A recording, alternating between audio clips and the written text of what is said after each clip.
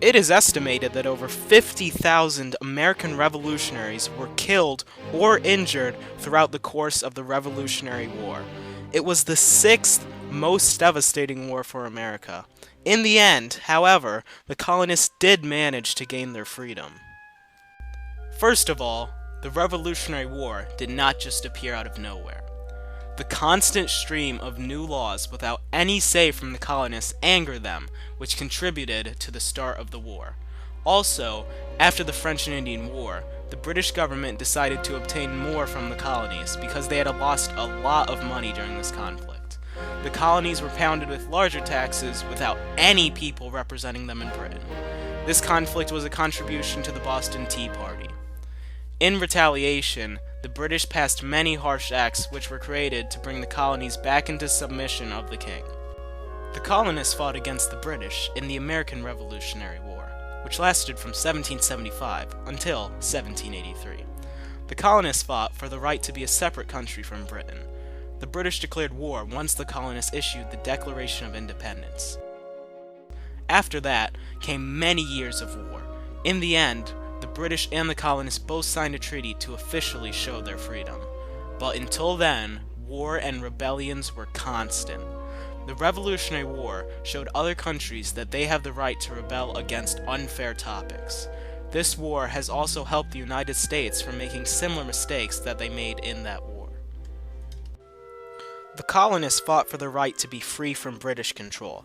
Eventually, they gained their freedom after they lived through the Sugar and Stamp Acts, after fighting during the Boston Massacre and the Boston Tea Party, and after they signed and issued the Declaration of Independence. The question is, did the British take their rights too far?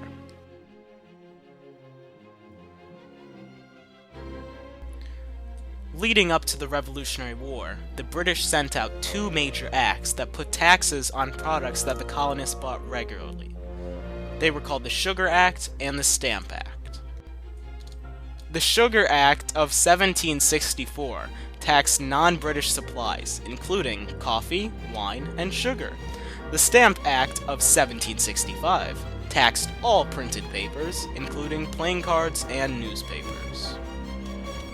Those two acts were one of the turning points that led to the American Revolution because the British were taxing imports. This was eventually one of the contributions to the colonist rebellion, but there were a few others, which mainly occurred in Boston. The Boston Massacre and the Boston Tea Party were two events that made the citizens in Boston unhappy.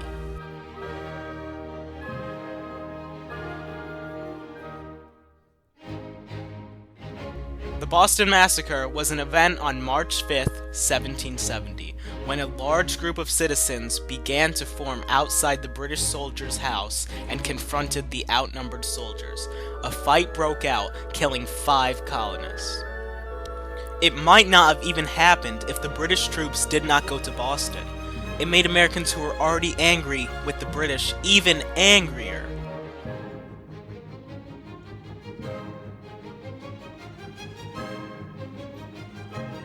The Boston Tea Party was an event in which many people crept onto 3 ships filled with British tea and dumped the tea overboard.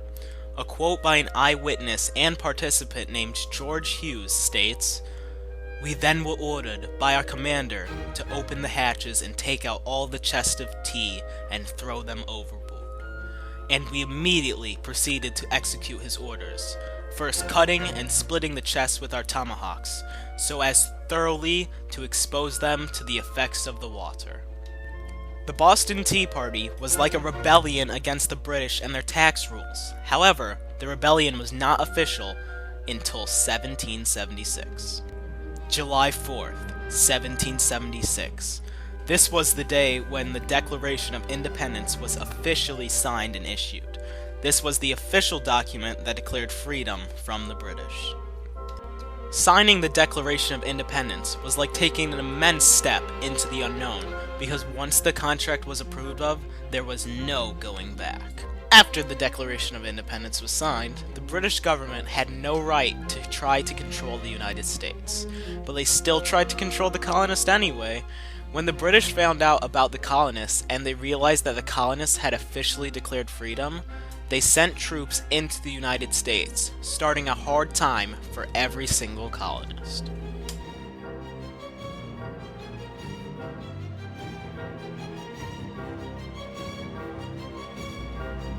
During the war, many Americans had to leave their families and farms, but after a while, many came back to their homes. They left to show that they had the responsibility to look after their country in its time of need.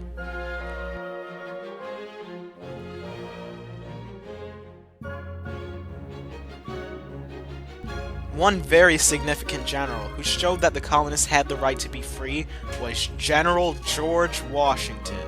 He led many battles for the colonists and helped them to their goal of being a free country.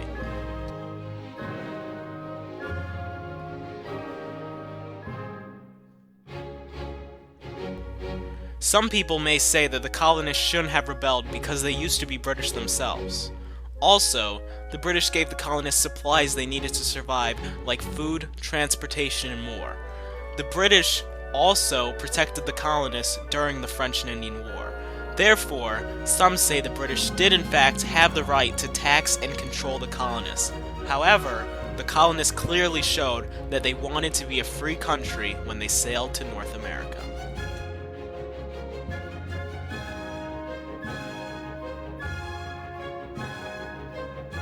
Ultimately, the colonists proved that the British took their rights too far. When they lived through the Sugar and Stamp Acts, when they kept fighting during the Boston Massacre and the Boston Tea Party, when and after they signed and issued the Declaration of Independence, and while they fought for their rights in the Revolutionary War. Before the Declaration of Independence was signed and issued, the British did not take their rights too far, for the colonies were still British.